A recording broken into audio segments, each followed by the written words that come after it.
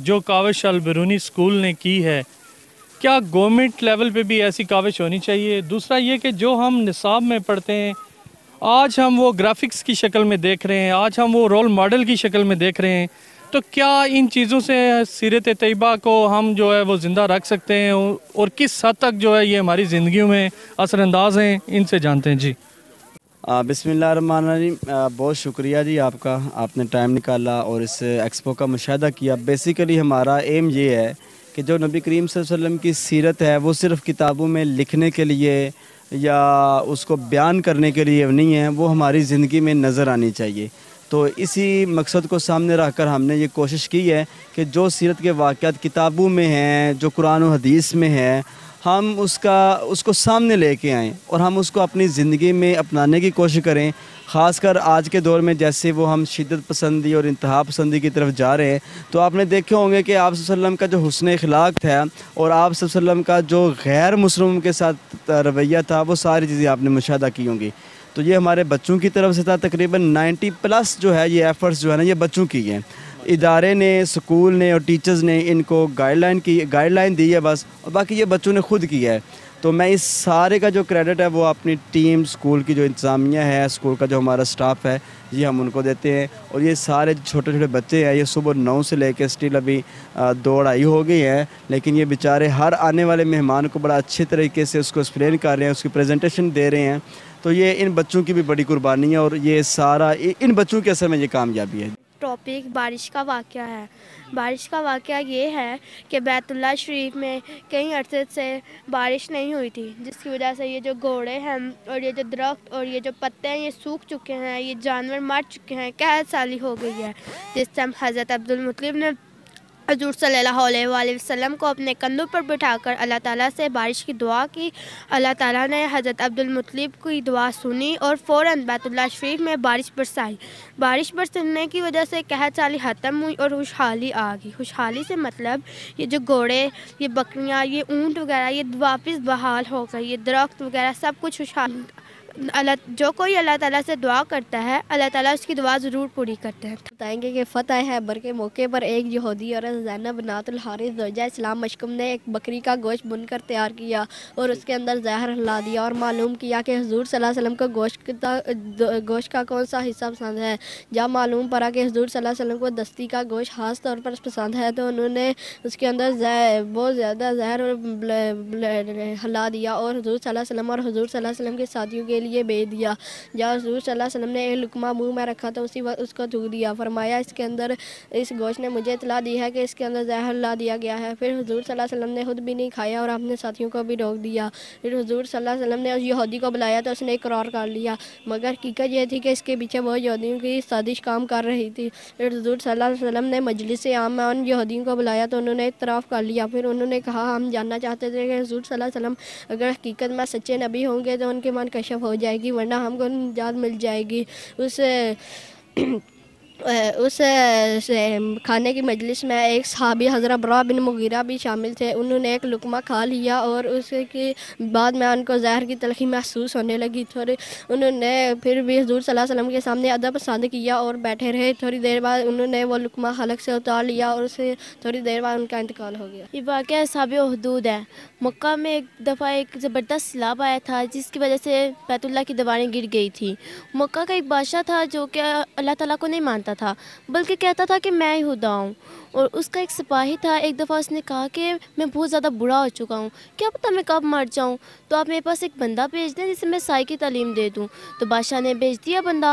वो गया तो ईसाई की तालीम हासिल करने था, लेकिन वो हो गया मुसलमान। जब ये बात बादशाह को पता चली तो बादशाह को बहुत ज़्यादा गुस्सा आया, तो उसने कुछ बंदे भेजे कि उसे समुंदर में गिरा दें। जब बंदों ने उसे समुंदर में गिराया तो समुंदर ने उसे निकाल के बाहर फेंक दिया और जो बंदे गिराने गए थे वो खुद समुंदर में गिर गए। फिर दूसरी मरतबा बादशाह ने कहा कि इसे पहाड़ पर ले जाएं और पहाड़ से नीचे गिराएं। तो वो ले गए पहाड़ पर और जो बंदे गिरा रहे थे वो खुद गिर गए और वो फिर से बच गया। और फिर तीसरी मरतबा बादशाह को गुस्सा आ गया। बादशाह ने बोला अब इसे आग में गिराएंगे। तो जब इसे आग में गिराने लगे, जो गिरा रहे थे वो खुद आग में गिर गए और ये फिर से बच गया। फिर इसने कहा कि अगर आप मुझे तीर मारेंगे मैं फिर भी नहीं मरूंगा, अगर आप मुझे तीर पर कलमा पढ़ के मारोगे ना तो मैं मर जाऊंगा। जब बादशाह ने तीर पर कलमा पढ़ के मारा वो मर गया और वहाँ जितने बंदे थे सारे मुसलमान हो गए। ये वाक़या नबी करीम सल्लल्लाहु अलैहि वसल्लम की पैदाइश से पहले का था, जो कि हुज़ूर सल्लल्लाहु अलैहि वसल्लम को अल्लाह ताला ने वही के ज़रिए पहुँचाया था। यह मस्जिद पहली हिजरी के वक्त बनाई गई। यह इसका छत खजूर की लकड़ी से बनाया गया और यह इसका सहन है और इसका रूह मस्जिद अक्सा की तरफ किया गया। और यह साहब सुफ़ा का चबूतरा है जहाँ एक साहबी रहा करते थे। उन्होंने आप सल्लल्लाहु अलैहि वसल्लम से तालीम हासिल की और वो इसी मस्जिद में रहा करते थे। ये 2 घर शो किए हैं हमने। ये आप सल्लल्लाहु अलैहि वसल्लम की बीवियों के घर हैं, हज़रत सौदा रज़ी अल्लाह ताला अन्हा और हज़रत आयशा रज़ी अल्लाह ताला अन्हा। और इस मस्जिद का रूह आप सल्लल्लाहु अलैहि वसल्लम ने खुद मतन फरमाया और इसको तोड़ने के बजाय इसके ऊपर हल्की हल्की सीमर लगा दी। आप पेश कर रहे हैं। ये मस्जिद नबी की तामीर है जी बेटा। ये सन 7 हिजरी के बाद आया। अब हैबर फतह हो गया था, मुसलमानों की तादाद ज़्यादा हो गई, इसलिए मस्जिद नबी को बड़ा कर दिया गया। फिर अबू बकर सिद्दीक़ रज़ी अल्लाह ताला अन्हु के दौर में मस्जिद नबी की तमीर के बजाय इसकी छतों को मजबूत कर दिया ताकि बारिश का पानी नीचे शहर में ना टपके। अबू लहब के बेटे का नाम उतबा और दूसरे का नाम शीबा था। ऐलान नबूवत से पहले हज़ूर सल्लल्लाहु अलैहि वसल्लम की 2 बेटियां उम्मे कुलसूम और रकिया का निकाह इन दोनों से हुआ था। अभी सिर्फ निकाह हुआ था, रुखसती नहीं हुई थी। तो इस्लाम का दौर आया और सूरत लहब नाज़िल हुई। अबू लहब गुस्से में आकर अपने बेटों से बोला, अगर तुम मोहम्मद की बेटियों को तलाक नहीं दोगे तो मैं तुम्हारा चेहरा कभी नहीं देखूंगा। तो फिर उन्होंने इन दोनों को तलाक दे दी। देखा जाए तो आप सल्लल्लाहु अलैहि वसल्लम की साहबजादियाँ थी, इसलिए उन्होंने ये काम किया। तो इस मौका पर शीबा आप वसल्लम की खिदमत में हाज़िर हुआ और आप वसल्लम की शान में गुस्ताही करने लगा। तो आप वसल्लम पहले ही बहुत ज़्यादा गमगीन थे अपनी बेटियों की वजह से। तो इसने इनको बदवा दी, या अल्लाह से अपने कुत्तों में से कुत्ता मुसल्लत फरमा दे। तो वह बात सुनकर अपने बाप के पास आया और अपने बाप को सारा हाल सुनाया। तो ये दोनों बाप बेटे काफ़िले के साथ मुल्क शाम की तरफ रवाना हुए। तो रास्ते में एक जंगल था और जंगल में ठहरे। तो वहाँ करीब ही एक राहब की इबादत गाह थी। राहब इनके पास आया और कहने लगा, यहाँ बहुत ज़्यादा जंगली जानवर रहते हैं। तो फिर ये बात सुनकर और भी ज़्यादा खौफज़दा हो गया, क्योंकि मोहम्मद की बदवा लगी हुई थी इनके ऊपर। तो ये फिर काफ़िले वालों के पास आया और काफ़िले वालों को कहने लगा, तुम लोग मेरी हंसी से बाखबर हो और तुम जो ये भी जानते हो मेरा हक तुम पर क्या है। तो काफ़िले वाले बोले, जी हाँ बेशक हमें मालूम है। तो ये काफ़िले वालों से कहने लगा, तो मेरे बेटे का बिस्तर दरमियान में लगा दो और अपने जो बिस्तर है वो इसके चारों तरफ लगा दो। इन्होंने यही नहीं, अपने ऊँटनों को भी इनके साथ, ऊँटियों को भी साथ बिठा दिया। तो आप सल्लल्लाहु की पेशकश भी पूरी हुई। तो नस्फ रात को एक शेर आया और सब लोग को सूंघने लगा। वो सूंघते सूंघते एक लंबी छलांग लगा के शीबा तक पहुंचाया और उसको वहीं पे चीर फाड़ दिया। अल्लाह ताला नबी करीम सल्लल्लाहु अलैहि वसल्लम को मदीना से मुनव्वरा हिजरत का हुक्म दिया। नबी करीम सल्लल्लाहु अलैहि वसल्लम अपने घर से हज़रत अबू बकर सिद्दीक़ रज़ियल्लाहु ताला अन्हा के घर पहुँच गए। हज़रत अबू बकर सिद्दीक़ रज़ियल्लाहु ताला अन्हा के घर से लेकर गारे सोर तक का रास्ता संभाल और ने देखा कि एक सुराख रह गया है और उन्होंने वहाँ पर अपने पाँव रख लिया, जिस वजह से सांप ने उन्हें काट लिया। सांप के काटने से उनकी आंखों से बेख्तियार आंसू हुजूर सल्लल्लाहु अलैहि वसल्लम के चेहरे मुबारक पर गिरे, जिससे हुजूर सल्लल्लाहु अलैहि वसल्लम की नींद हलल हो गई। हुजूर सल्लल्लाहु अलैहि वसल्लम जब उठकर हुजूर सल्लल्लाहु अलैहि वसल्लम को ये वाक़या मालूम हुआ, हुजूर सल्लल्लाहु अलैहि वसल्लम ने अपने लाब मुबारक को हुजूर सल्लल्लाहु अलैहि वसल्लम के पाँव पर लगाया, जिससे उस सांप के जहर का असर ख़त्म हो गया। एक दफ़ा का जिक्र है, हज़ूर सल्लल्लाहु अलैहि वसल्लम की में एक शख्स आया। उसने कहा, या रसूलल्लाह मुझसे बहुत बड़ा गुनाह हो चुका है। तो हज़ूर सल्लल्लाहु अलैहि वसल्लम ने फरमाया, क्या तुमने चोरी की? उस शख्स ने कहा, नहीं, इससे भी बड़ा गुनाह हुआ है। हज़ूर सल्लल्लाहु अलैहि वसल्लम ने फरमाया, क्या तुमने डाका डाला? उस शख्स ने कहा, नहीं, इससे भी बड़ा गुनाह हो चुका है। तो हज़ूर सल्लल्लाहु अलैहि वसल्लम ने फरमाया, क्या? उसने कहा, एक दफ़ा मैं सफ़र पर जा रहा था, मैंने अपनी बीवी से कहा कि अगर बच्चा पैदा हुआ तो उसकी परवरिश करना और अगर बच्ची पैदा हुई तो उसको दफन कर देना। जब मैं सफ़र से वापस आया तो मैंने वहाँ पर एक बच्ची देखी। मैंने अपनी बीवी को आवाज़ दी और कहा, यह किसकी बच्ची है? उसने कहा, मैंने ये बात आपसे इसीलिए छुपाई रखी क्योंकि आप इसे कत्ल कर देंगे, इसे दफन कर देंगे। ने कहा, यहाँ के सरदार लोग देखेंगे वो तो गुस्सा होंगे, इसे तैयार करो, मैं इसे अपने मामू के घर लेकर चलूँ। तो उसने जब जंगल में पहुँचा तो उसने वहाँ एक कब्र खोली और जब वो कब्र खोल रहा था उसके कपड़ों पे जो मिट्टी आई थी वो उसकी बेटी अपने नन्हे से हाथों से मिट्टी साफ कर रही थी। जब कब्र खुल गई तो उसने उसे दफन करना शुरू किया। वो चीख रही थी, ला रही थी, कह रही थी, बाबा मुझे माफ़ कर दीजिए, मैं आपके घर नहीं रहूँगी, कहीं और चली जाऊँगी, मुझे माफ़ कर दीजिए। लेकिन या रसूलल्लाह मुझे उस वक्त भी तरस नहीं आया और मैंने उसे दफन कर दिया। क्या मेरे ये गुनाह माफ़ हो सकते हैं? तो हजूर सल्लल्लाहु अलैहि वसल्लम ने फरमाया, तुम एक बार कलमा पढ़ लो, अल्लाह तुम्हारे सारे गुनाह माफ़ फरमा देगा। इस मॉडल में हमने आप सल्लल्लाहु अलैहि वसल्लम की ऊँटनी के बारे में बताया है। जब आप सल्लल्लाहु अलैहि वसल्लम इस दुनिया से तशरीफ़ ले गए तो आप सल्लल्लाहु अलैहि वसल्लम की ऊँटनी आप सल्लल्लाहु अलैहि वसल्लम के गम में हर वक्त रोती रहती थी। फिर यह मदीना छोड़कर जन्नतुल बकी की दीवार के पास आकर बैठ गई। यह आप सल्लल्लाहु अलैहि वसल्लम के गम में इतना रोती थी कि इसकी नज़र चली गई। तो सहाबा इकराम ने इसकी आंखों पे काली पट्टी बांध दी। सहाबा इकराम इसको खाना देते थे, लेकिन ये खाना नहीं थी खाती और उसको पाँव मार के पीछे कर देती थी। इसको बहुत ज़्यादा गम था आप सल्लल्लाहु अलैहि वसल्लम का इस दुनिया से जाने का। हम इस मॉडल में दारे अरकम को बता रहे हैं। जब हुज़ूर सल्लल्लाहु अलैहि वसल्लम ने तबलीग शुरू की थी तो मुसलमानों पर काफ़िर जुल्म करते थे। अगर कहीं नमाज़ पढ़ते हुए मुसलमान नज़र आ जाते तो उन्हें तकलीफ़ें देते, तंग करते हैं कि नमाज वो ना पढ़े, अल्लाह की इबादत ना करें। और इसीलिए हुज़ूर सल्लल्लाहु अलैहि वसल्लम ने चाहा कि कोई ऐसा मकान हो जहाँ जो हम लोगों की नज़रों से बहुत दूर हो। उनमें से एक सहाबा हज़रत अरकम रज़ी अल्लाह तआला अन्हा थे, जिनका मकान आम लोगों की नज़रों से बहुत दूर और पहाड़ी के पीछे था, जिसको भी हम दारे अरकम कहते हैं।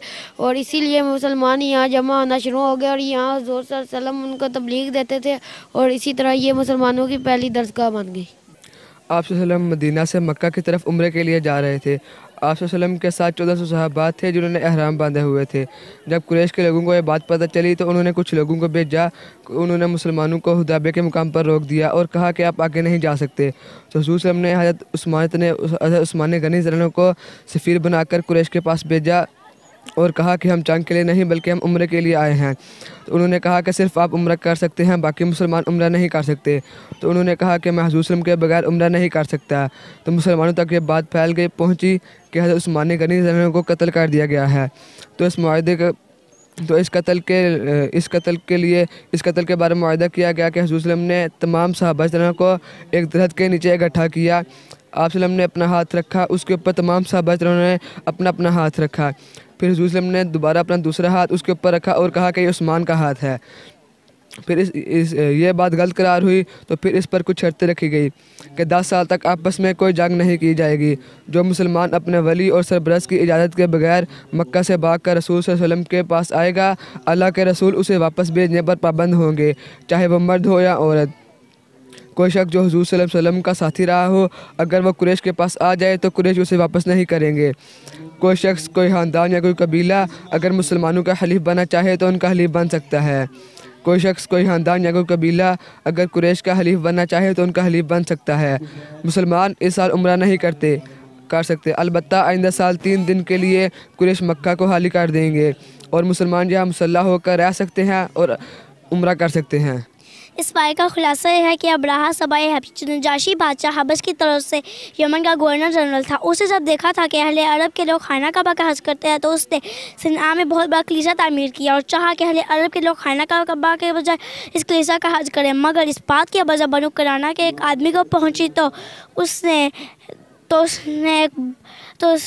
एक बहुत बड़ा कलीसा तामीर किया ताकि जो खाना काबा के बजाय ना अरब के लोग जो हैं वो इस कलीसा का हज करें। मगर इस बात के अबर जब बनु कराना के एक आदमी को मौजूद सजा दिया, इस कलीसा के अंदर घुस कर इसके किबले पर पहाना कर दिया। अब्राहा जब इस बात का पता चला तो वो बहुत सख्त नाराज़ हुआ और चाहा कि अहले अरब के लोग खाना का बजाय इस कलीसा का हज करेंगे। मगर इस बात के जब बनु कराना के एक आदमी को मौजूद सजा दिया, इस कलीसा के अंदर पहाना कर दिया। अब्राहा जब इस बात से चला वो बहुत सख्त नाराज़ हुआ। 60,000 का लश्कर जरार लेकर खाना काबा को ढाने के लिए यानी खाना काबा को गिराने के लिए काबे में दाखिले के लिए चल पड़ा। इस बाइकआउट के नतीजे में हालात नहायत संगीन हो गए। मक्के में जो गल्ला या फोक्ती सामान आता उसे मुश्रिकीन लपक कर खरीद लेते थे, इसलिए मकसूरीन की हालत नहायत ख़राब हो गई। उन्हें पत्ते और चमड़े खाने पड़े। फाका कशी का हाल ये था कि भूखे तड़पते हुए बच्चों और उनकी आवाज़ें घाटी से बाहर सुनाई देती थी। वो लोग हुर्मत वाले महीने के अलावा बाकी अयाम में अशिया ज़रूरत की खरीद के लिए घाटी से बाहर निकलते भी ना थे। वो गीचा काफ़िले में सामान तो खरीद सकते थे जो बाहर से मक्का आते, लेकिन उनके सामान के दाम में मक्का वाले इस कदर बढ़ाकर खरीदने के लिए तैयार हो जाते थे कि मकसूरीन के लिए कुछ खरीदना बहुत मुश्किल हो जाता था। हकीम बिन हज़ाम जो हतीजा का भतीजा था, वो अपनी भूपी के लिए कभी कभी गेहूँ भिजवाता था। एक दफ़ा उसका सामना अबू जहल से हो गया। अबू जहल गला रोकने पर अड़ गया, लेकिन अबू अल बख्तरी ने मुदाहिलत की और उसे अपनी भूपी को गेहूँ भिजवाने दिए। उधर से अबू तालिब को सल्लम में बराबर खतरा लगा रहता। जब सब लोग अपने बिस्तर पर सोने के लिए जाते तो आपसे कहते कि तुम्हें अपने बिस्तर पर सोए रहो। मकसद ये होता था कि नौज़ बिल्लाह को सल्लम को कत्ल करने की नीयत रखता तो वो देख ले कि सल्लम कहाँ सो रहे हैं। जब सब लोग सो जाते हो तो अबू तालिब सल्लम की जगह बदल देते हैं, अपने बेटू माया तीजू में से किसी को सल्लम के बिस्तर पर सुला देते हैं और आपसे कहते हैं कि तुम उसके बिस्तर पर चले जाओ। ये मुआदा 3 साल हम बच्चों होती पूरे मक्का में गूंजती थी। फिर अल्लाह ताला ने कीड़ों को भेजा, उस कीड़े का नाम दीमक था। उसने जो हाना काबा में तहरीर मुश्रिकीन लटकाई हुई थी उसे दीमक ने चाट लिया, सिर्फ अल्लाह का नाम बाकी रह गया। फिर अल्लाह ताला ने इस बात का हुजूर सल्लल्लाहु अलैहि वसल्लम को बताया, फिर हुजूर सल्लल्लाहु अलैहि वसल्लम ने अबू तालिब को बताया, फिर ये मुआहदा ख़त्म हो गया। सुबह आई तो अबू जहल एक बहुत बड़ा पत्थर लेकर हजूर सल्लल्लाहु अलैहि वसल्लम के इंतज़ार में बैठ गया। हजूर सल्लल्लाहु अलैहि वसल्लम हस्बी दस्तूर तशरीफ लाए और खड़े होकर नमाज़ पढ़ने वाले। कुरैश भी अपने मजलूसों में आ चुके थे और अबू जहल की कार्रवाई देखने के लिए मुंतज़िर थे। जब आप सल्लल्लाहु अलैहि वसल्लम सजदा में तशरीफ़ ले गए तो अबू जहल ने पत्थर उठाया और आप सल्लल्लाहु अलैहि वसल्लम की जानिब बढ़ा, लेकिन जब करीब पहुँचा तो शिकस्त मुर्दा हालत में वहाँ से भाग गया। उसका रंग फाक था क्योंकि उसके दोनों हाथ पत्थर पर चिपक के रह गए थे। उसने बहुत मुश्किल से वो पत्थर हाथ से फेंक सका। इधर से कुछ कुरैश के लोग उसके पास आए और कहने लगे, अब्बुल हाकिम तुम्हें क्या हो गया? उसने कहा उसने कहा अब्बुल हाकिम जो रात को बात कही थी वही करने जा रहा हूँ। लेकिन जब करीब पहुँचा तो एक ऊँट आ गया। बाहुदा मैंने कभी किसी ऊँट की ऐसी गर्दन, ऐसी खोपड़ी और ऐसे दांत ही नहीं देखे। वो मुझे खा जाना चाहता था। हज़रत इब्न इसहाक़ कहते हैं कि मोहम्मद सल्लल्लाहु अलैहि वसल्लम ने फरमाया कि जिब्राईल अलैहिस्सलाम थे, अगर अबू जहल करीब आता तो उसे दाढ़ से पकड़ते। आज आपको खजूर के तने के बारे में बताऊंगा। पहले आप सल्लम एक खजूर के तने से टेक लगा खड़े होते थे और खुतबा देते थे। उसके बाद मिंबर बन गया। आपने खजूर के उस तने के बजाय मिंबर पर खुतबा अर्शाद फरमाया तो वो तना रोने लगा। उसके रोने की आवाज़ ऐसी बुलंद हुई कि तमाम लोगों ने इसकी आवाज़ को सुना। आवाज़ इस कदर दर्दनाक थी कि सारी मस्जिद हिल गई। वो ऐसे रो रहा था जैसे कोई ऊँटनी अपने बच्चे गुम होने पर रोती है। उसके रोने की आवाज़ सुनकर आप सल्लल्लाहु अलैहि वसल्लम उसके पास आए और उसे अपने सीने मुबारक से लगा लिया। उसके बाद उसमें से एक बच्चे के सुसकने की आवाज़ें आने लगी। फिर आप सल्लल्लाहु अलैहि वसल्लम ने उस पर प्यार से अपना हाथ फेरा और फरमाया, पुरसुकून और खामोश हो जाओ। तब कहीं जाकर उसका रोना बंद हुआ और आप सल्लल्लाहु अलैहि वसल्लम ने फरमाया, इसे मिंबर के नीचे दफन कर दो। अबू सुफियान बिन हारिस रज़ियल्लाहु तआला अन्हु ने जवाब में मैदान जंग की जो कफ़ियत फरमाई वो ये थी, खुदा की कसम बस यूँ समझ लो हमारे दुश्मन से टकरार हुई। हमने गोया अपनी गर्दनें उनके सामने पेश कर दी। उन्होंने जैसे चाहा हमें कत्ल करना शुरू कर दिया, जैसे चाहा गिरफ्तार किया। फिर भी मैं कुरैश को इल्ज़ाम नहीं दूंगा क्योंकि हमारा वास्ता उन लोगों से पड़ा है जो सफ़ेद रंग के और स्याह और सफ़ेद घोड़ों पर सवार थे, ज़मीन और आसमान के दरमियान फिर हैं। अल्लाह की कसम इनके सामने कोई चीज़ ठहरती नहीं। अबू राफ़िया रज़ियल्लाहु अन्हु कहते हैं, तब तो खुदा की कसम ये तो फरिश्ते थे।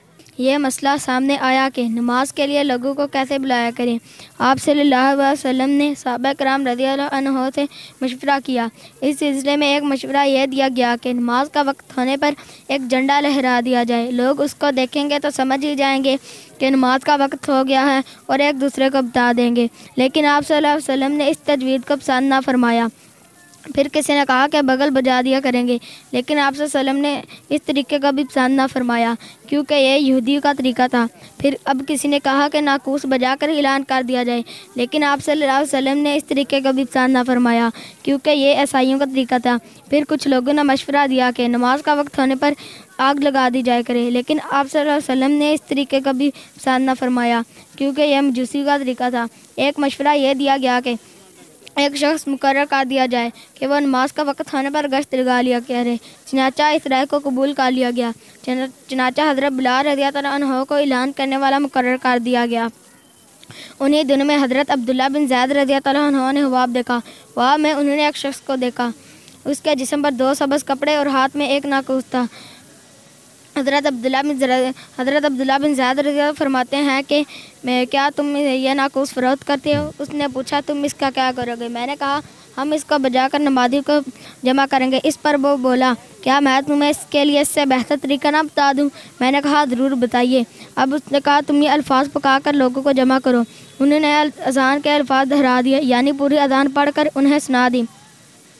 यानी और फिर तकबीर कहने का तरीका भी बता दिया। सुबह होते ही हज़रत अब्दुल्ला बिन ज़ैद रज़ियल्लाहु अन्हु आप सल्लल्लाहु अलैहि वसल्लम की खिदमत में हाज़िर हुए और अपना ये हाब सुनाया।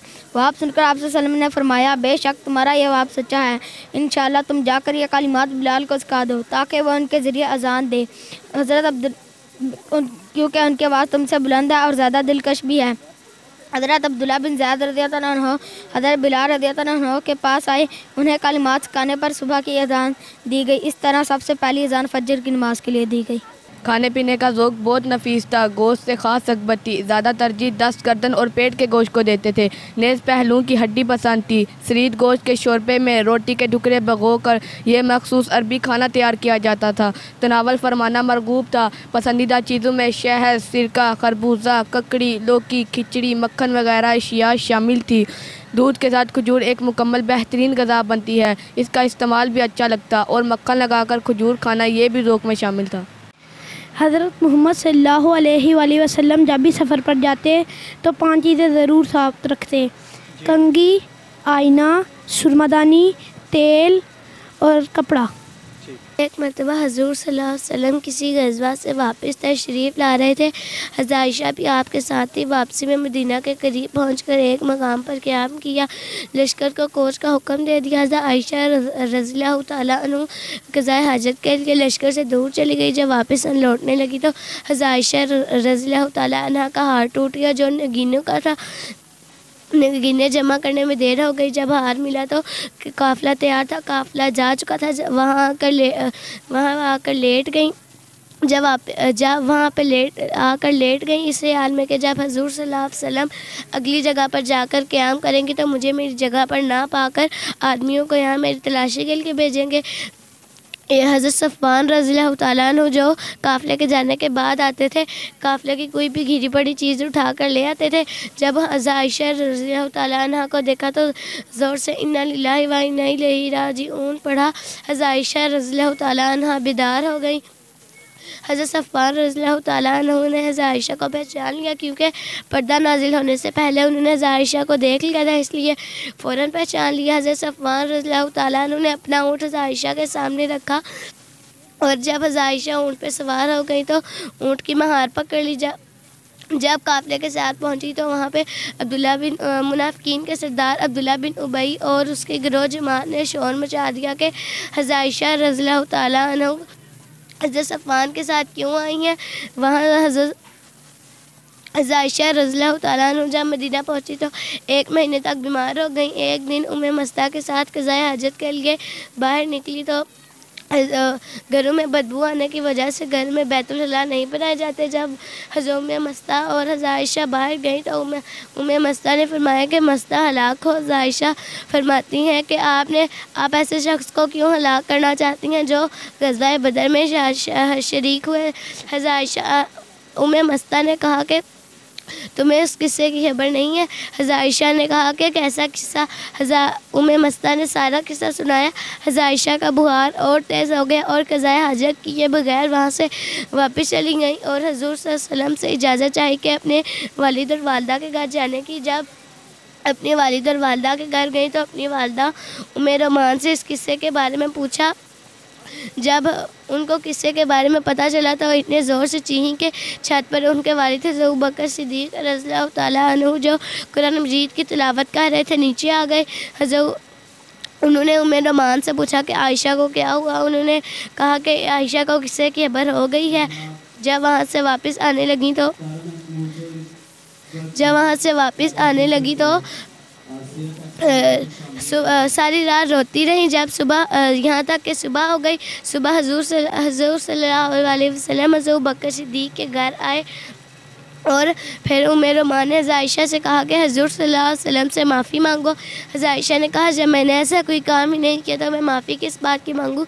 इतने में हज़ूर सल्लल्लाहु अलैहि वसल्लम का वही आने की कैफियत नाजिल हो गई। हज़ूर सल्लल्लाहु अलैहि वसल्लम ने हज़रत आयशा से कहा कि आयशा तुम्हें मुबारक हो, अल्लाह ताला ने तुम्हारी बारात नाजिल फरमाई। हज़रत आयशा रज़ियल्लाहु तआला अन्हा खुश हो गई।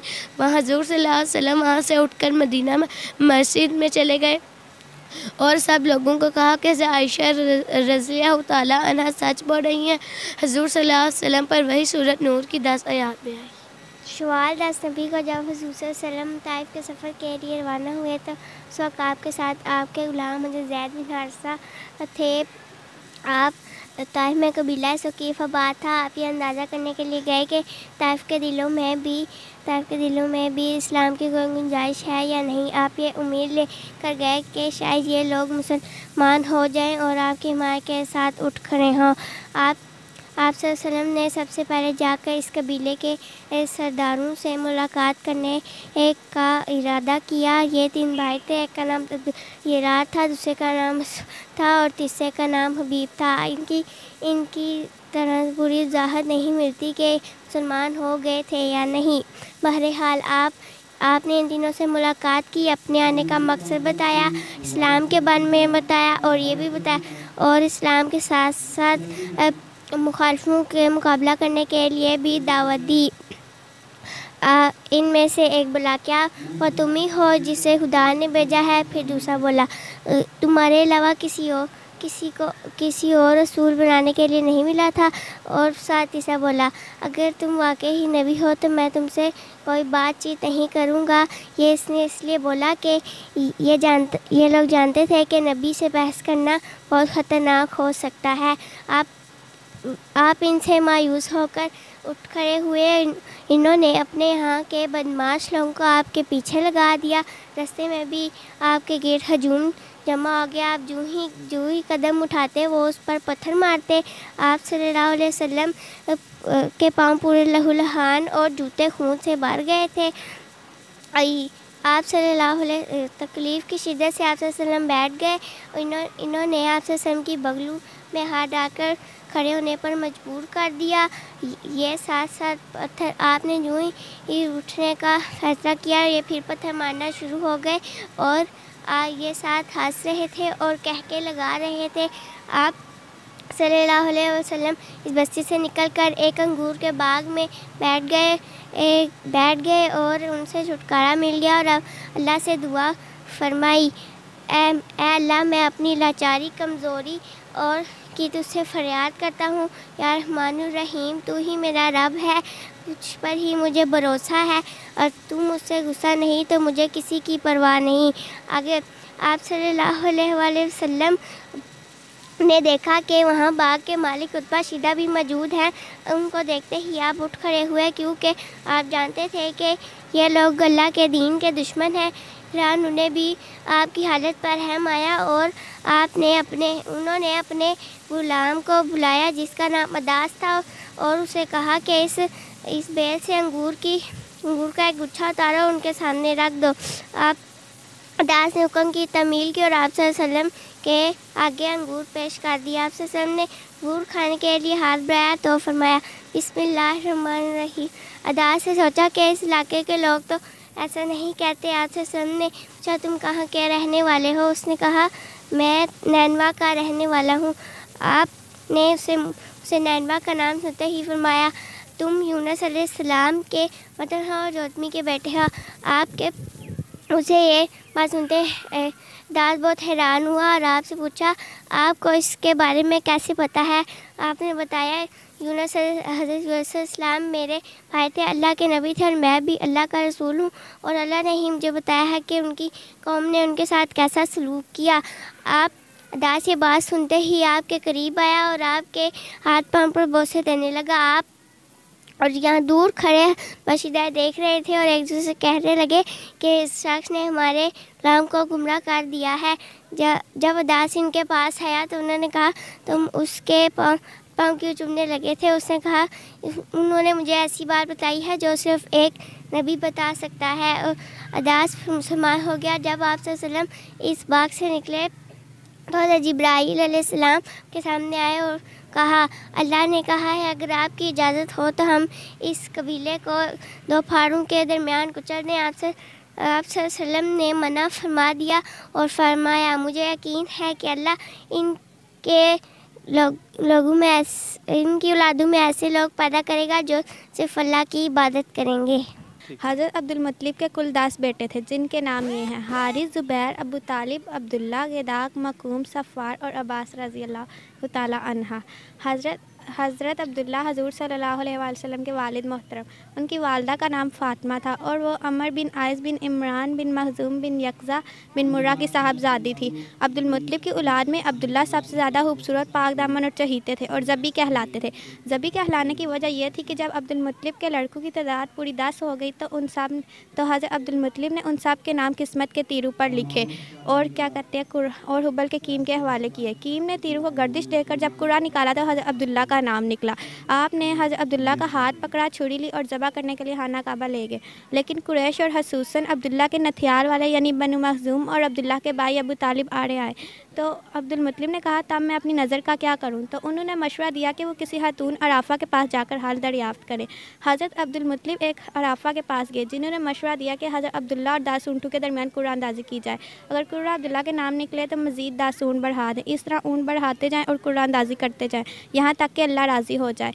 हज़रत अब्दुल मुत्तलिब ने घर वापस आकर हज़रत अब्दुल्ला और 10 ऊँटों के दरमियान कुरानदाजी की, लेकिन कुर्रा अब्दुल्ला के नाम ही निकलता रहा। जब 100 ऊँट पूरे हो गए तो कुर्रा ऊँटों के नाम निकला, फिर आपने उन्हें अब्दुल्ला के बदले ज़िबा कर दिया। इस वाक़े से पहले कुरैश और अरब में खून बहादियत की मकदार सिर्फ 10 ऊँट थी, मगर इस वाक़े के बाद 100 ऊँट कर दी गई। इस्लाम ने भी इस मकदार को बरकरार रखा। नबी करीम सल्लल्लाहु अलैहि वसल्लम से अरशाद मरवी है कि मैं 2 ज़बी की औलाद हूँ, एक हज़रत इस्माइल और दूसरे हजूर सल्लल्लाहु अलैहि वसल्लम के वालिद हज़रत अब्दुल्ला। कुरैश के काबिल मुजरिमीन थे, उन्होंने ये प्लान किया हुआ था कि आप सल्लल्लाहु अलैहि वसल्लम जब रात हो जाएगी तो हम आप सल्लल्लाहु अलैहि वसल्लम को नाउज़ बिल्लाह कत्ल कर देंगे। तो जब रात हुई तो इन्होंने आप सल्लल्लाहु अलैहि वसल्लम के मकान को घेर लिया और जब आप सल्लल्लाहु अलैहि वसल्लम अपने मकान से बाहर निकले तो उन्होंने सूरत यासीन की इब्तिदाई आयात की तिलावत फरमाई। अपनी मुट्ठी में मट्टी लेकर उन सब दुश्मनों के ऊपर मट्टी फेंक दी, जिससे वो अपनी आंखें मलते रह गए। तो आप सल्लल्लाहु अलैहि वसल्लम उनके अंदर से चले गए, उन्हें पता भी नहीं चला। तो आप सल्लल्लाहु अलैहि वसल्लम वहाँ से सीधे हज़रत अबू बकर सिद्दीक़ रज़ी अल्लाह अन्हु के पास चले गए और अपने घर में हज़रत उमर रज़ी अल्लाह अन्हु को छोड़ गए। हम लोगों ने ये तामीर काबा का मॉडल बनाया है, जिसमें हम लोग देखेंगे नबी करीम सल्लल्लाहु अलैहि वसल्लम की उम्र जब 35 साल हुई तो मक्का में ज़बरदस्त सैलाब आया। सैलाब से महफूज रहने के लिए कुरैश मक्का ने एक बंद बना रखा था, लेकिन सैलाब इतना ज़बरदस्त था कि बंद तोड़ कर काबा में दाखिल हो गया और काबा की दीवारों में शिगाफ फाड़ गए। काबा की दीवारें आग लगने की वजह से पहले ही बहुत कमज़ोर थी। ये वाक़या तब पेश आया जब एक कुरैशी औरत काबा को धूनी दे रही थी और उसकी आग की चिंगारी निकलकर काबा के पर्दे पर पड़ी और जिससे काबा की दीवारें तक जल गई। सैयदना इब्राहीम अलैहिस्सलाम ने काबा की दीवारें 9 गज़ ऊंची बनाई थी, जिनके ऊपर कोई छत नहीं थी और इसके 2 दरवाजे थे, एक अंदर जाने के लिए और एक बाहर निकलने के लिए। इसके अंदर एक कुआं था जिसमें लोग काबा के नजराने वगैरह डालते थे। नजराने में कपड़े और खुशबुएँ वगैरह होती थी। एक मरतबा एक चोर ने इसे चोरी करने की कोशिश की और वो वहीं मर गया। उसके बाद अल्लाह सुब्हानहू व तआला ने एक सांप मुकर्रर किया जो कुएं की मुंडेर पर बैठा रहता और उसके करीब किसी को नहीं आने देता था। कुरैश मक्का उससे बहुत खौफज़दा थे। जब काबा की तामीर का सिलसिला नए सिरे से शुरू हुआ तो अल्लाह सुब्हानहू व तआला ने एक परिंदा भेजा जो सांप को उठा कर ले गया। अब उन्होंने पत्थर जमा किए। हर कबीला अपने हिस्से के पत्थर अलग जमा कर रहा था। चंदे में उन्होंने पाक कमाई रखी, ना पाक कमाई नहीं रखी। ना पाक कमाई से मुराद तवाइफों की आमदनी, सूद की कमाई और ज़बरदस्ती हासिल किया हुआ माल उन्होंने शामिल नहीं किया और पाक माल भी उन्होंने बिला वजह शामिल नहीं किया। इसके पीछे भी एक ख़ास वाक़या पेश आया। ये वाक़या था पेश आया जब एक कुरैशी सरदार वहब खड़ा हुआ और उसने शुरू में एक पत्थर उठाया जो उसके हाथ से निकलकर दोबारा वहीं लग गया जहाँ से उसे उठाया गया था।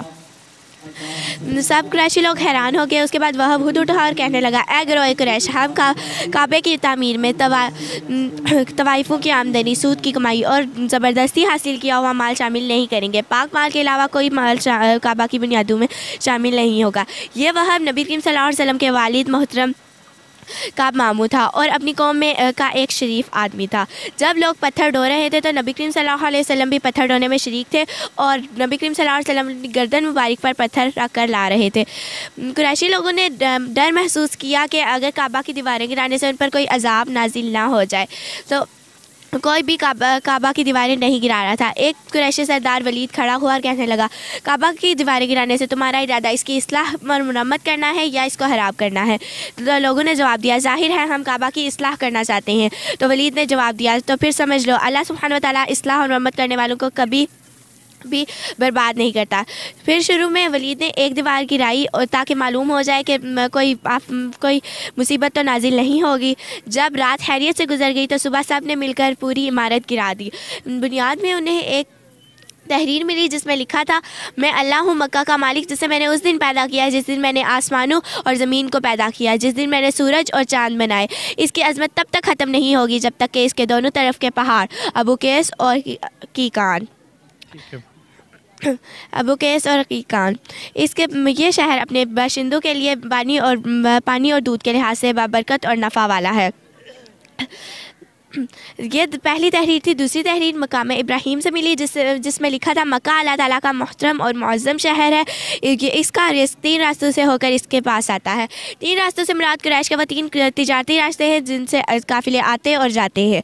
तीसरी तहरीर मिली इससे कुछ फासले पर मिली जिसमें लिखा था, जो भलाई बोएगा उस पर लोग रश करेंगे, यानी उस जैसा होने की कोशिश करेंगे, और जो रुसवाई बोएगा वो रुसवाई और नदामत पाएगा। तुम बुराइयां करते हो और भलाई की आस लगाते हो। हाँ, ये तो ऐसा है जैसे कीकर यानी कांटेदार दरख्त पर कोई अंगूर तलाश कर रहा हो। काबा की तामीर में पत्थर के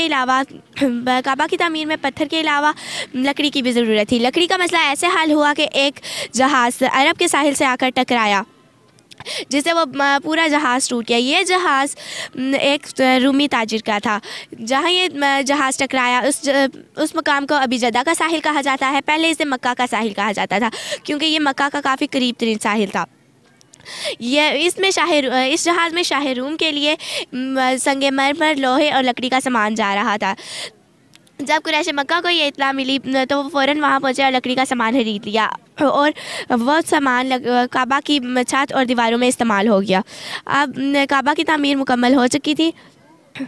ये हज़रत अब्दुल्ला बिन ज़ुबैर रज़ी अल्लाह अन्हु के दौर का काबा जो इस काबा और इस हतीम को मिलाकर बनाया गया था, और यह हज़रत हज्जाज बिन यूसुफ़ के दौर का है जब इसमें दोबारा इस हतीम को कायम कर दिया गया था।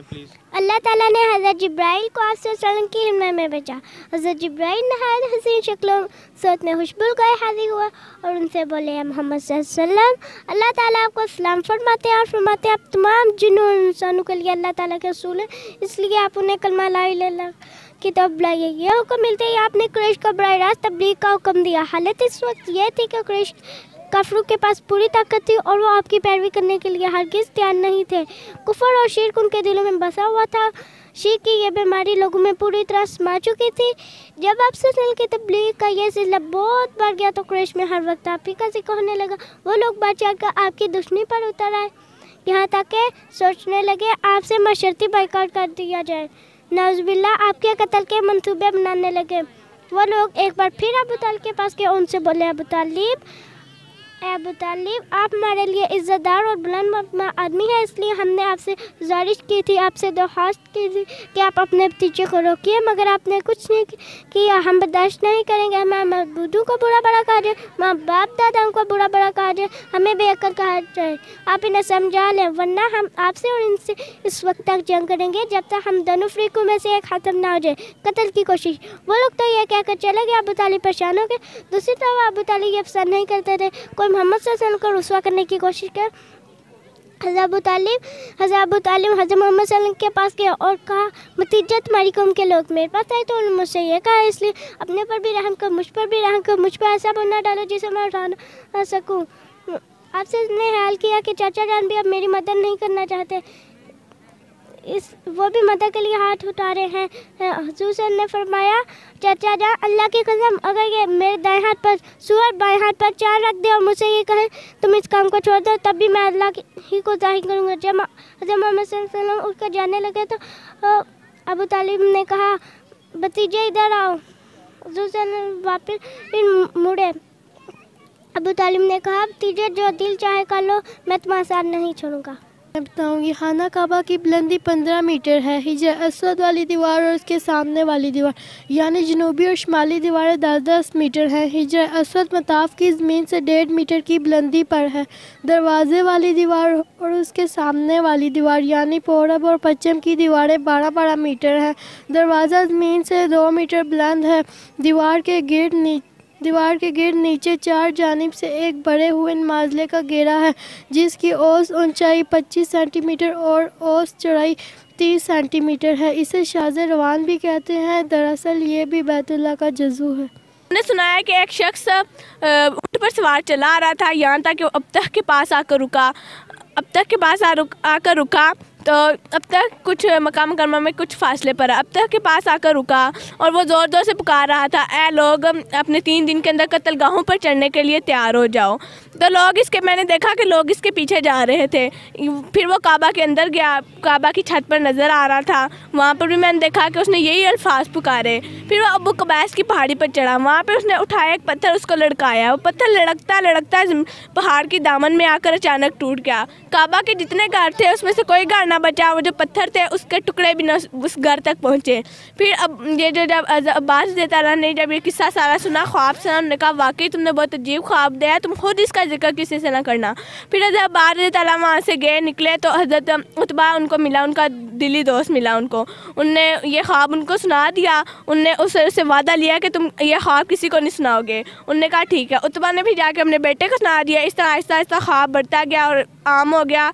मदीना और मक्का मुकर्रमा में इसका ज़ोर शोर से तबसरा होने लगा। दूसरी तरफ अबू सुफियान ने जो भेजे थे, 2 जासूस भेजे थे, वो इस कुएं के पास आकर रुके। आप सल्लल्लाहु अलैहि वसल्लम ने पूछा जी आप कौन? उन्होंने कहा जी हम पानी भरने आए हैं। इधर से आप सल्लल्लाहु अलैहि वसल्लम ने फिर आपको पता लग गया कि ये कौन है। फिर आप सल्लल्लाहु अलैहि वसल्लम ने जंग की तैयारी फरमाई, सारी जंग की तैयारी होगी। इधर से आप सल्लल्लाहु अलैहि वसल्लम का लश्कर आ रहा था, उधर से मक्का मुकर्रमा मुसलमानों का लश्कर था, उधर से कुफार का लश्कर था। जब मुसलमानों का लश्कर इधर से आया तो आप ने इस कुएँ बदर का कुआं कहा जाता है, इसके पास आपके आप सब ने रुका और फरमाया कि साहबा काम से इस जंग को मतलब जितना लश्कर इसको गिन लिया जाए। तो जंग को जब इस लश्कर को गिना तो 313 मुसलमान थे। फिर आज हमने 2 जासूस भेजे, उनको बोला कि उनका लश्कर देखे कि उनका कितना है। फिर वो गए, 2 जासूस गए, उन्होंने बोला जी उनका लश्कर तो 1000 है। आज ने फरमाया कि हमारे इतने काम, उनके इतने ज़्यादा। फिर अल्लाह की तरफ से बारिश हुई, फिर उनके कुफार की तरफ से वो कीचड़ हो गया, मुसलमानों की ज़मीन पुख्ता होगी। फिर आप सल्लल्लाहु अलैहि वसल्लम जंग बदर में आए, पीछे खजूरों का बाग था। आप मुसलमानों की तरफ से माज, मौज और औफ आए और कुफार की तरफ से उतबा, शिबा और वलीद। माज, मौज, औफ थे, उनका आपस में सामना हुआ। तो उनने उतबा, शिबा ने बोला जी आप कौन है? उनने बोला जी हम अंसार। उन्होंने कहा अंसार का हमारे साथ मुकाबला नहीं है, जाके मुहाजिरीन को भेजें। उनने बोला जी मुहाजिरीन में फिर आप सल्लल्लाहु अलैहि वसल्लम ने हज़रत अली, हज़रत हमज़ा, हज़रत उबैदा को भेजा।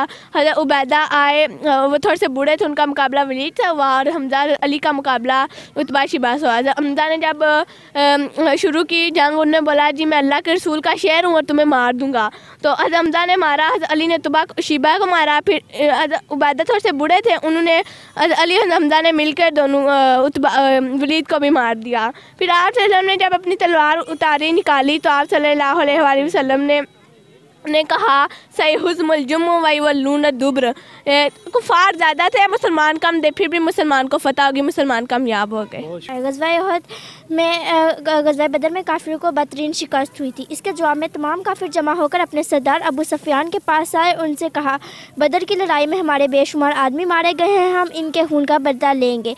अब तजारत से जो माल कमा कर लाते हैं उस माल के नफ़ा से जंग की तैयारियाँ की जाए। अबू सुफियान ने उनकी बात मंजूर कर ली और जंग की तैयारियाँ शुरू कर दी। कहा जाता है कि जो सामान तजारत से नफ़ा हुआ वो 50,000 दिनार था। नबी करीम सल्लल्लाहु अलैहि वसल्लम को जंगी तैयारियों की खबर उनके जच्चा हज़रत अबू सुफियान रज़ियल्लाहु अन्हु ने पहुँचाई। हज़रत अब्बास रज़ियल्लाहु ताला ने पहुँचाई। हज़रत अब्बास रज़ियल्लाहु ताला का कासिद पैगाम रसाई में नहायत पुरतीला साबित हुआ। उसने मक्का से मदीना 500 किलोमीटर का सफ़र सिर्फ 3 दिन में तय किया। जब नबी करीम सल्लल्लाहु अलैहि वसल्लम को जंग की तैयारियों का पता चला तो उन्होंने अबू हमज़ा शायर जो जंग बदर में कैद हुआ था उसे रिहा कर दिया, वो भी फ़िदिया लिए बगैर, और इससे करार लिया कि मुसलमानों के खिलाफ इशार नहीं पड़ेगा। अब जंग की तैयारियां अरूज पर थी और लोगों ने कहा तुम अपने इशार से जोश पैदा करो। पहले तो उसने इनकार कर दिया क्योंकि वो नबी करीम सल्लल्लाहु अलैहि वसल्लम से वादा कर आए थे, लेकिन फिर वो वादा खिलाफी पर उतर और मुसलमानों के खिलाफ इशार पढ़ने लगा। अब कुरैश की तैयारियाँ मुकम्मल हो चुकी थी और मुसलमानों की भी तैयारियाँ मुकम्मल थीं। अब कुरैशी लश्कर रवाना हुआ और मुसलमानों का लश्कर भी रवाना हुआ। जैसे मुसलमान नमाज फ़जर पढ़ने के लिए मकाम शोज़ पर रुके तो वहाँ पर नमाज फ़जर अदा कर अब्दुल्ला बिन उबई जो मुनाफिकों का सरदार था वो उसने बगावत कर दी कि मैं क्यों अपनी जान दूँ। तो वो अपना 300 लोगों का लश्कर लेकर वापस चला गया। सल्लल्लाहु अलैहि वसल्लम की उम्र का 35वां साल था कि कुरैश ने नए सिरे से खाना काबा की तमीर शुरू की। वजह यह थी कि काबा सिर्फ कद से कुछ ऊंचाई 4 दीवारी की शक्ल में था। हज़रत इस्माइल अलैहिस्सलाम के ज़माने ही से इसकी बुलंदी 9 हाथ थी और इस पर छत ना थी। इस कैफियत का फ़ायदा उठाते हुए कुछ चोरों ने इसके अंदर रखा हुआ ख़जाना चुरा लिया और इसके ना दीवारें फट चुकी थी और इसके अलावा इसकी तमीर पर एक तमाम ज़माना गुजर रहा था। इधर इसी साल एक ज़ोरदार सैलाब आया जिसका बहाव रुख खाना काबा की तरफ था। खाना काबा कभी भी ढह सकता था, तो कुरैश मजबूर हुए। उन्होंने फैसला किया कि हम खाना काबा की तमीर दोबारा से शुरू करें, इस पर सिर्फ हलाल रकम ही इस्तेमाल करेंगे और इस पर न किसी का नाहक लिया हुआ माल हम इस्तेमाल होने नहीं देंगे। इसकी तमीर के लिए हमें पहली इमारत को ढहाना ज़रूरी था, पर किसी की ज़रूरत नहीं थी। तो वहाँ वलीद बिन मुगीरा ने इब्तदा की। जब लोगों ने देखा कि उस पर कोई आफत नहीं टूटी तो लोगों ने ढहाना शुरू कर दिया। जब इब्राहिम तक पहुँचे तो उन्होंने फिर से तमीर करना शुरू की। तो जब तमीर हुई तो उधर जन्नत से पत्थर आता है हिजर अस्वद का, तो सब लोग की लड़ाई लगी रहती है, हम उठाएंगे। तो ये 4-5 रोज़ तक ये लड़ाई लगी रहती है। तो फिर फैसला होता है जो मस्जिद हराम तक पहले पहुंचेगा वही हिजर अस्वद का पत्थर लगाएगा। आप सल्लल्लाहु अलैहि वसल्लम को जब मालूम हुआ कि कुरैश वाले इस तरह तैयारियां कर रहे हैं तो आप सल्लल्लाहु अलैहि वसल्लम ने तमाम सहाबा कराम रज़ियल्लाहु तआला अन्हुम को अपने पास जमा किया और उनसे मशवरा लिया कि हम अपने शहर में रहकर जंग लड़ें शहर के बाहर। तो उस वक्त हज़रत सलमान फ़ारसी रज़ियल्लाहु तआला अन्हु ने उन्हें मशवरा दिया कि अल्लाह के रसूल सल्लल्लाहु अलैहि वसल्लम जब मुल्क फ़ारिस में हमें दुश्मन का खौफ होता था तो हम अपने शहर के इर्द गिर्द खंदक खोद लिया करते थे। ये मशवरा सबको पसंद आया और सहाबा कराम रज़ियल्लाहु तआला अन्हु ने खंदक खोदने का सिलसिला शुरू कर दिया। जब खंदक खोद रहे थे तो सहाबा कराम रज़ियल्लाहु तआला अन्हु को भूख ने बड़ा सताया। एक जगह पथरीली ज़मीन आ गई थी जहाँ सहाबा कराम रज़ियल्लाहु तआला अन्हु खंदक ना खोद सके। तो आप सल्लल्लाहु अलैहि वसल्लम ने दलाल उठाई, उस जगह मारी तो वो जगह रेत की तरह भरभरा गई। अब जंग शुरू हो गई।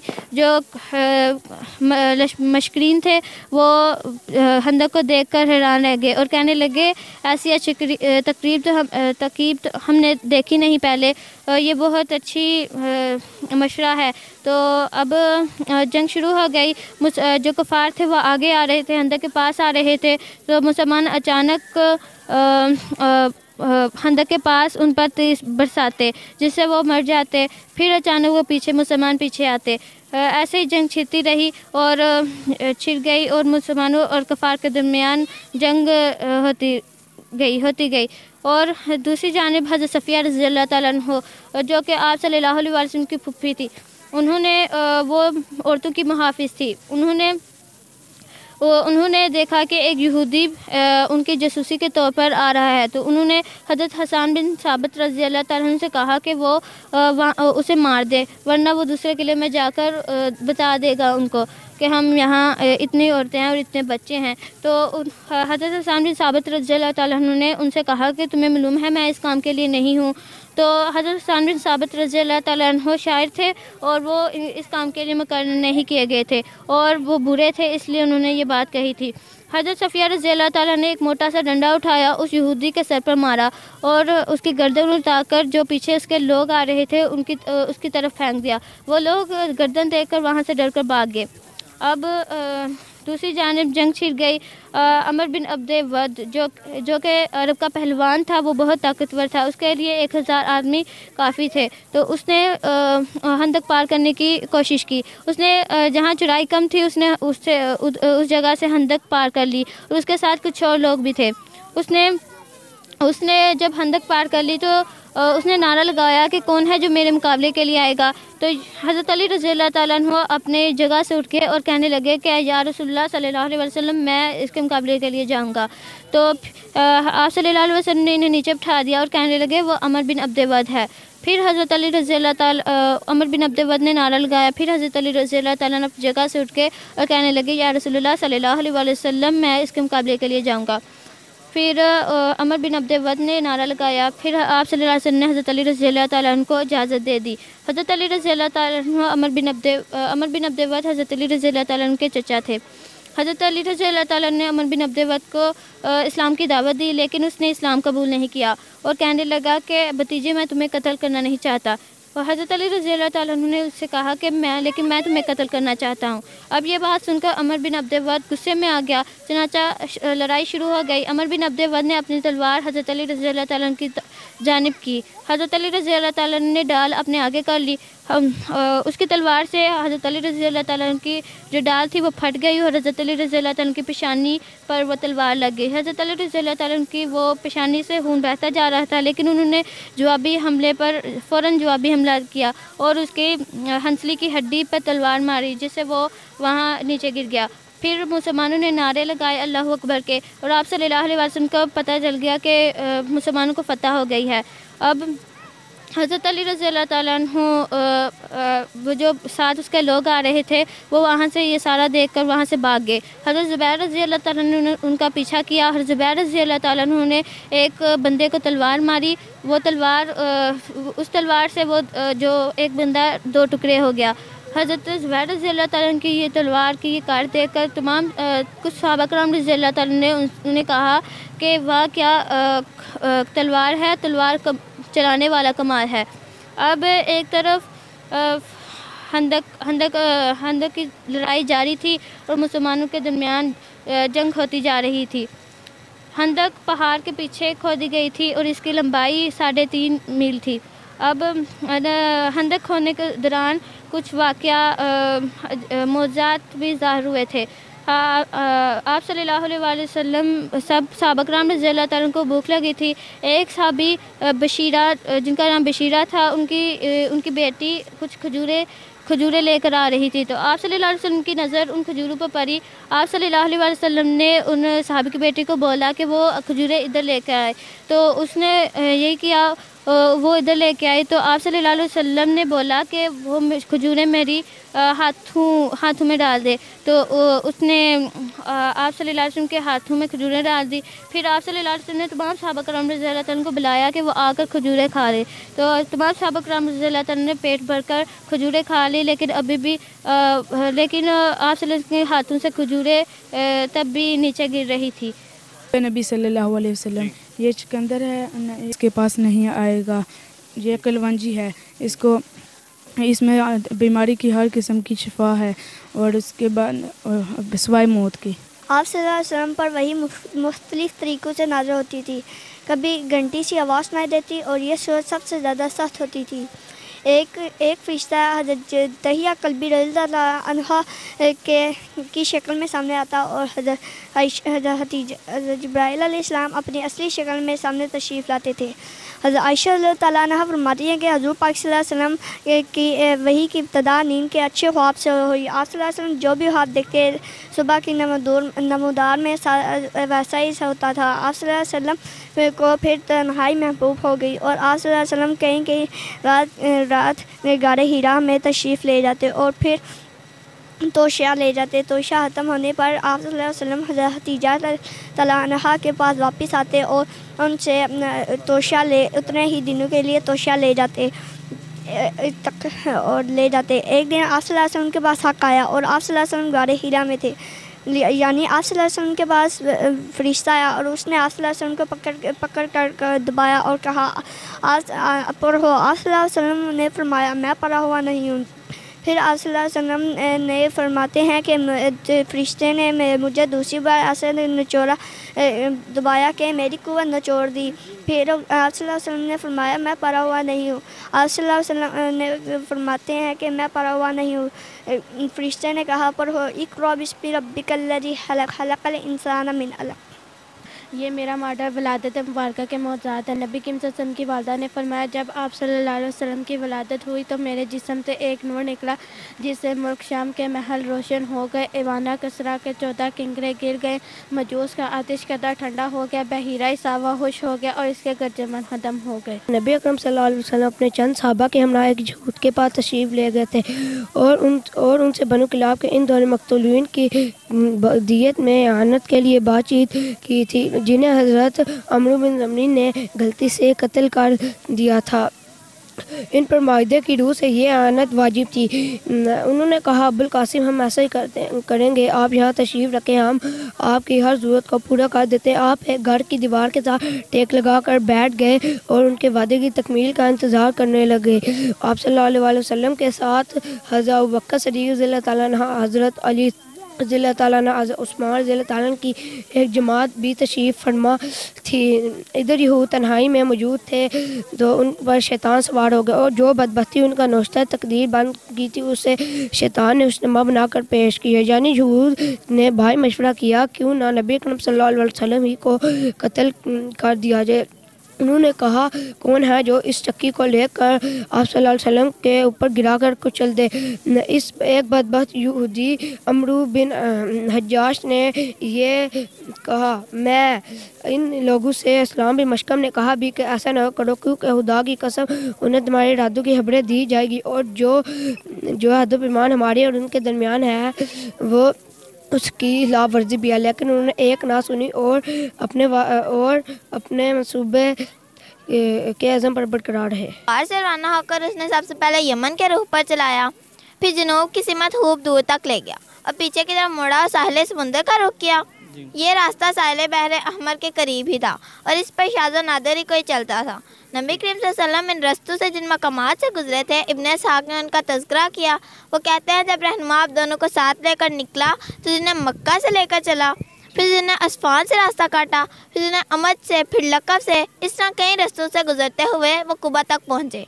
जब आप सल्लल्लाहु कुबा से निकले तो मक्का के बच्चों ने आप सल्लल्लाहु का इस्तकबाल किया। हिजरत की राज मशरिकीन मक्का नाउज़ुबिल्लाह आप सल्लल्लाहु को कत्ल करने के इरादे से आप सल्लल्लाहु के घर के गिर्द जमा हुए तो उन्होंने देखा कि आप सल्लल्लाहु के बिस्तर पर तो हज़रत अली रज़ियल्लाहु ताला अन्हु लेटे हैं। तो वो शदीद गुस्से में आ गए और उन्होंने ऐलान किया कि जो मुझे आप सल्लल्लाहु और उनके साथी हज़रत अबू बकर सिद्दीक़ रज़ियल्लाहु ताला अन्हु को पकड़ कर ला कर देगा, उसे 100 ऊँट इनाम में दिए जाएंगे। तो कुछ लोग इनाम के लालच में आप सल्लल्लाहु के पीछे गए लेकिन उन्हें नहीं सुराग कोई नहीं मिला। तो कुछ लोग आसम का पीछा करते करते गारे सौर तक पहुंच गए। हज़रत अबू बकर सिद्दीक़ रज़ियल्लाहु ताला अन्हु ने फरमाया, क्या अल्लाह के हबीब यहाँ हमें देख नहीं लेंगे? तो उन्होंने कहा, गम न कर, अल्लाह हमारे साथ है। कि इसमें यह है कि तो जब मुसलमानों को फतहात हासिल हुई थी तो अज़वाज मुतहरात ने सोचा था कि दूसरे जो बादशाह हैं ना उनकी बीवी की तरह हमें सोना जेवर मिलेगा। तो जो सोना जेवर वो तो हमारे नबी करीम सल्लल्लाहु अलैहि वसल्लम के पास भी था, तो उन्हें जो सारा सोना जेवर है वो सारे मुसलमानों में तकसीम कर दिया। तो फिर अज़वाज मुतहरात ने फरमाया कि हमें सोना जेवर मिलना चाहिए। तो फिर अल्लाह ताला की तरफ से जो है ना एक वही नाज़िल हुई, तो उन्होंने फरमाया कि अगर आपको सोना जेवर मिलना चाहिए तो आपको मैं ये पहाड़ भी दे देता हूँ सोने के, तो आपको मैं जो है ना ये सोना भी दे देता हूँ, तो लेकिन आपको जो है ना हज़रत मोहम्मद सल्लल्लाहु अलैहि वसल्लम का जो साथ है नहीं मिलेगा। तो उन्होंने फिर आखिर में ना हज़रत मोहम्मद सल्लल्लाहु अलैहि वसल्लम का साथ जो है ना लिया था और सोना जेवर नहीं पसंद किया था। आकाशा रज़ियल्लाहु ताला अन्हु की जंग बदर में तलवार टूट की तो हुज़ूर सल्लल्लाहु अलैहि वसल्लम की खिदमत में हाजिर हुए हुज़ूर सल्लल्लाहु अलैहि वसल्लम ने हज़रत आकाशा रज़ियल्लाहु ताला अन्हु को एक शाख दी और बोला, इसी से जाके लड़ाई करो। हज़रत आकाशा रज़ियल्लाहु ताला अन्हु ने जब इस शाख को हिलाया तो वो एक मजबूत सफ़ेद तलवार में तब्दील हो गई और हज़रत आकाशा रज़ियल्लाहु ताला अन्हु ने इसी से लड़ाई की और इस तलवार इसलिए अल्लाह ताला ने मुसलमानों को फतह नसीब फरमाई और इस तलवार का नाम ऊन रखा गया, यानी मदद करने वाला। इस्लाम से पहले जैसे शराब बहुत थी, सब पीते थे, लेकिन इस्लाम आने के बाद जब इसकी ममानत हुई थी तो वहाँ पे उनने फिर सारे सहाबा ने ना अपने मटके तोड़ दिए थे और शराब बहा दी थी सारी। तो वो यही है इसमें एक्सप्लेन कि शराब की ममानत के बाद सब ने अपने मटके वगैरह तोड़ दिए थे और शराब बहा दी थी। बिस्मिल्लाहिर्रहमानिर्रहीम। निगाह इश्क व मस्ती में वही अव्वल वही आखिर, वही कुरान वही फुरकान वही यासीन वही ताहा, कि मोहम्मद से वफ़ा तूने तो हम तेरे हैं, ये जहाँ चीज़ है क्या लहो कलम तेरे हैं। वो दानाए सुबल ख़त्मुल रसूल मौलाए कुल जिसने गुबारे राह को बख्शा फ़रोगे वादी सीना।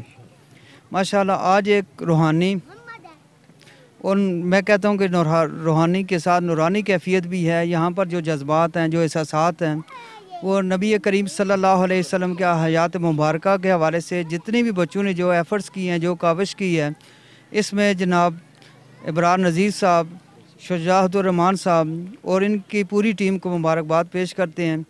ये इतनी बड़ी काविश है कि इसमें हम जो है ना बढ़ चढ़ कर सीरत के हवाले से ना सिर्फ हम बच्चों की किरदार साजी कर सकते हैं बच्चे, बल्कि अमली तौर पर नबी करीम सल्लल्लाहु अलैहि वसल्लम के उसमें हसना पर चल कर हम मुआशरे की तश्कील कर सकते हैं और ना सिर्फ मुल्क पाकिस्तान, रियासत आज़ाद जम्मू कश्मीर, बल्कि पूरी दुनिया में अपने किरदार और सीरत तैयबा के हवाले से वही दौर वापस ला सकते हैं।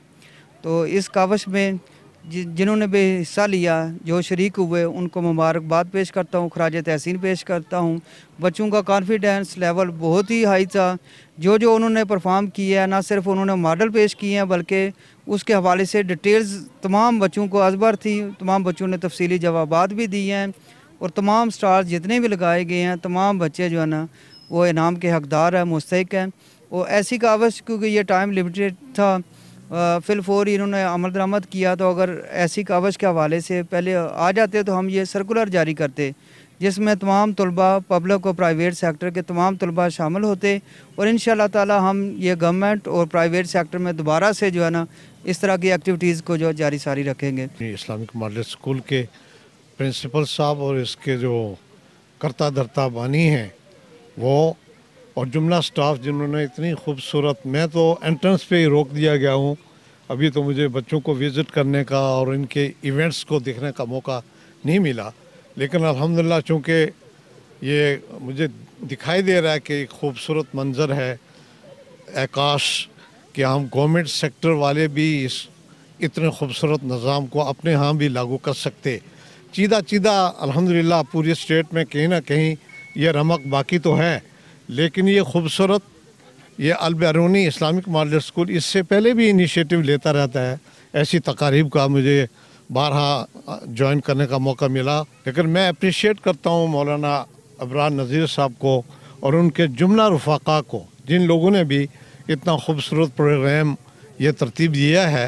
ये मैं जनाब डिस्ट्रिक्ट एजुकेशन ऑफिसर जो मेरे बहुत ही करीबी दोस्त भी हैं जनाब शफीक साहब, और मैं इनका वेल विशर भी हूँ, तो ये जवान लोग हैं माशाल्लाह। अब तो बूढ़े लोगों का सूरज गुरूब हो रहा है, ये जवान लोग हैं, तो मुझे उम्मीद है कि इंशाल्लाह इसी तरह के जितने भी खूबसूरत तकारीब हैं और इस तरह के बच्चों के अंदर एक खूबसूरत एक्टिविटी क्रिएट करने का जो एक मामला है, ये इंशाल्लाह आप अपनी मौजूदगी में तमाम जितने भी गवर्नमेंट स्कूल्स हैं उनमें इंशाल्लाह अपनी मौजूदगी में अगर वक्तन फ़क्तन कम से कम वो इदारे जो well known to the state हैं उनमें अगर ये तरतीब आ जाएँ तो इंशाल्लाह ताला उल अज़ीज़ हमारे पब्लिक में भी और देहातों में भी हमारे इदारों में ये खूबसूरत इनिशिएटिव जाएगा और इसका क्रेडिट इंशाल्लाह आप वसूल कर लेंगे, क्योंकि आप सल्लल्लाहु अलैहि वसल्लम की ज़ात अक़दस से जिस तरह के भी वालिहाना मोहब्बत का इज़हार होगा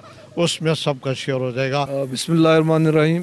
सबसे पहले तो मैं शुक्रगुज़ार हूँ प्रिंसिपल अल बैरूनी स्कूल का कि उन्होंने भिम्बर में एक इंतहाई आप जिद्दत कह लें और जदीद अंदाज में और इंतहाई खूबसूरती से नबी करीम सल्लल्लाहु अलैहि वसल्लम की तमाम सीरत का अहाता, मुख्तलिफ़ वाक़यात और उनके जो फ़ज़ाइल थे और इस हवाले से जो कुछ उनकी पूरी ज़िंदगी जिस जद्दोजहद से गुजरी और जिस अमल में नबी सीरत नबवी पे एक आप समझ लें कि एक बाकायदा किताब को जो है ना वो अमली शक्ल में इधर मॉडल की सूरत में इन छोटे बच्चों ने पेश किया है।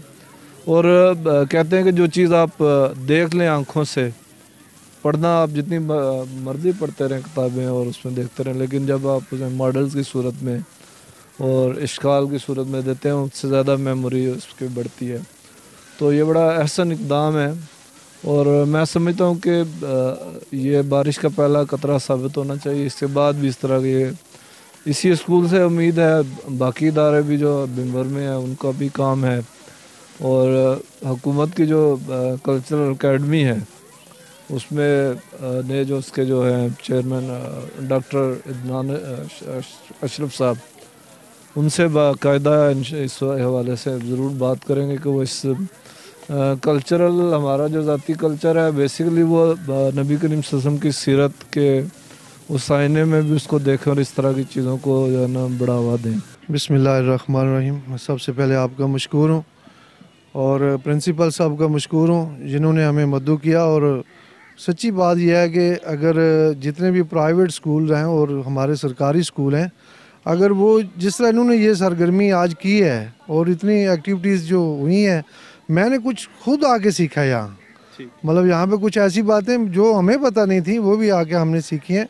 और इस तरह की अगर एक्टिविटीज़ हर स्कूल जो है वो करे, और जिस तरह इन जो है ना अल बैरूनी वालों ने एक जो दिया है ये विजन के ये काम होना चाहिए। और मैं समझता हूँ कि ये बच्चों को हमने एक एक बच्चे को जो हमने सुना है कि उसने क्या लिखा है, खुद लिखा है या किसी से लिखाया है, तो हर बच्चे ने ये जो है ना वो मासूम बच्चे हैं, वो झूठ तो नहीं बोलते, सब ने ये कहा है कि हमने खुद ये तहरीर किया और बहुत हम लोग मुतासर हुए हैं। सच्ची बात है राय साहब, ये इस तरह का काम जो मैंने तो पहली दफ़ा देखा है ये कि अल बैरूनी वालों ने मेला लूट लिया है। सच्ची बात है। बहुत शुक्रिया आपका। पढ़ चुके हैं लोग, उस निसाब से अपनी ज़िंदगियों को नबी करीम सल्लल्लाहु अलैहि वसल्लम की अतात के मुताबिक, उनके अमल के मुताबिक हम गुजारने की कोशिश करते हैं। तो क्या ये ग्राफिक्स जो हैं, क्या ये स्टाल जो हैं, ये हमारी अमली ज़िंदगियों में भी अहमियत के हामिल हैं?